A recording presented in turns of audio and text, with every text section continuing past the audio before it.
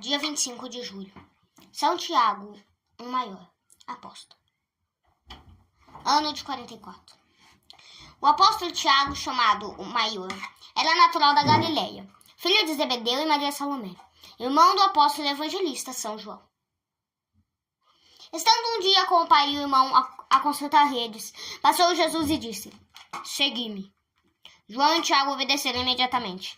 Deixaram o pai e as redes, seguiram Jesus e ficaram-lhe fiéis discípulos, até os dias da Sagrada Paixão.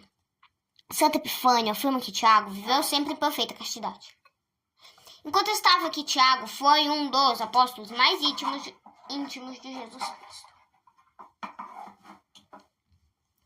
O Evangelho relata que, em ocasiões determinadas, Jesus se fazia acompanhar só de 3 apóstolos: São Pedro, São João e São Tiago, como aconteceu na ressurreição da filha de Jairo, na transfiguração no Monte Tabor e na agonia no Horto das Oliveiras. Jesus Cristo chama os 2 irmãos, João e Tiago, Boanerges, que significa filhos do trovão, talvez para indicar que mais tarde seriam homens cuja palavra abalaria os corações, movendo-os a aceitar a verdade da nova religião.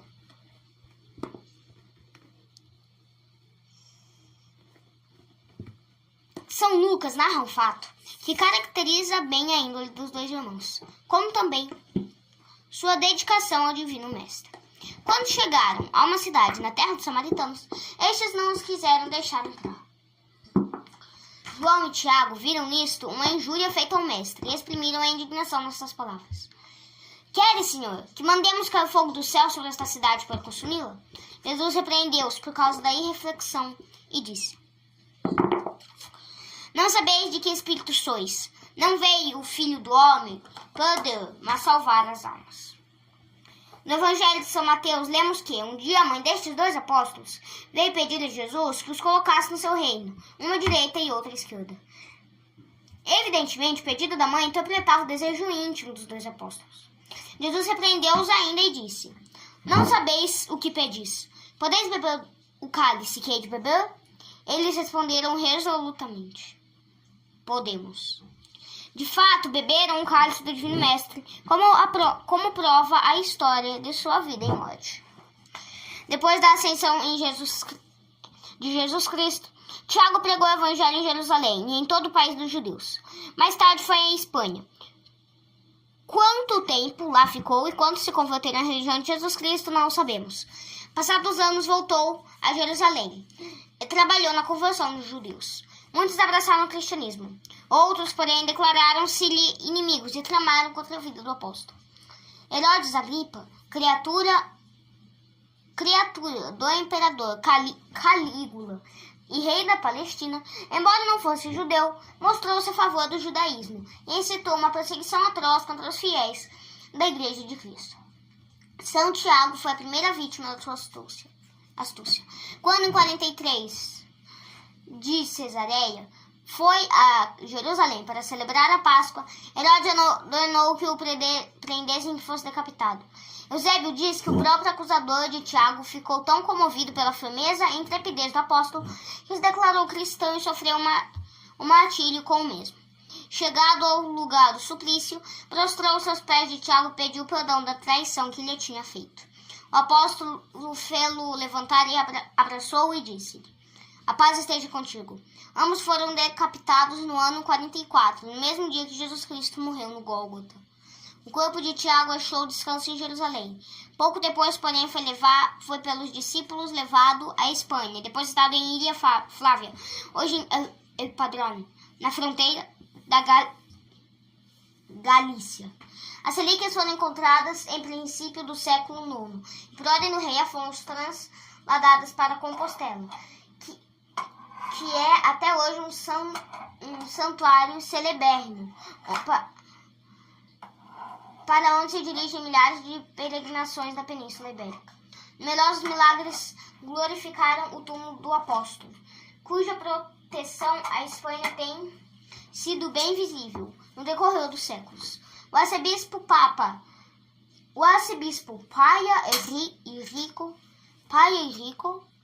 Henrico descobriu novamente, em 1884, as relíquias do santo, cujo jazigo tinha caído em esquecimento. Reflexões. Tiago seguiu imediatamente o chamamento de Jesus Cristo. Aprende do apóstolo que também tu deve seguir prontamente quando a graça de Deus te chama para converter-te do pecado. Adiar a conversão e a penitência até a hora da morte é expor a alma ao perigo de perder-se eternamente. Conheces as tentações horríveis que o demônio te reserva e os ataques furiosos que te planeja contra a tua alma na hora da morte?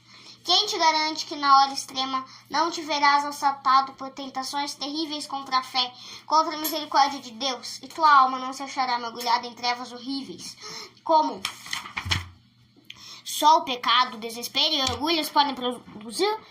Quem te garante que terás o tempo necessário para fazer uma boa confissão e receber os santos sacramentos, nas disposições em que desejas recebê-los? Em que circunstâncias se dará a tua morte? Ninguém te pode dar resposta acertada a essa pergunta. A graça de uma boa morte é de todos os benefícios o maior, que de Deus esperamos que nola conceda. Dos pecadores, porém, afirma a Sagrada Escritura, que má será a sua morte. Por quê? Porque a regra é ser a morte o eixo da vida. Qual vida, tal morte. Antíoco, aquele monstro vestido de púrpura real, o profanador do templo de Jerusalém, vendo-se ferido por Deus e sem esperança de prolongar a vida, sob uma torrente de lágrimas, pede perdão a Deus. Com o pretexto de dar-lhe a mais ampla satisfação, promete converter-se, promover a glória de Deus, proteger a santa religião e destruir e restituir os bens roubados. Disse-ia que o perdão de Deus não tardaria, e Antíoco, o grande pecador, agora penitente, seria recebido na graça de nosso Senhor. Mas, que diz a Sagrada Escritura? O malvado lutou pelo Senhor, de quem não havia esperar misericórdia. Porque Deus não se compadeceu?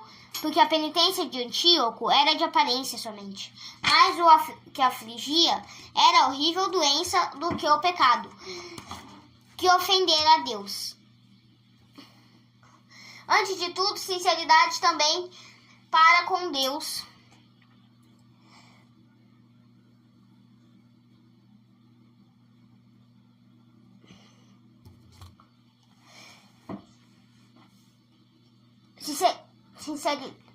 Sinceridade na família, na sociedade.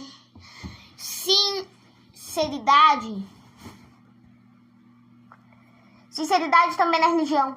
Sinceridade principalmente na penitência, para que não seja aplicada a palavra da Sagrada Escritura.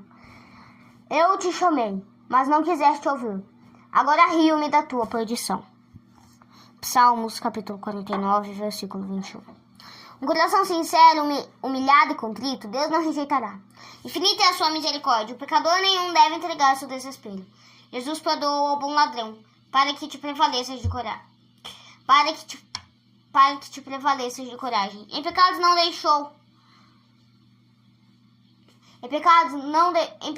deixou morrer o companheiro, para que não te entregues a uma falsa segurança.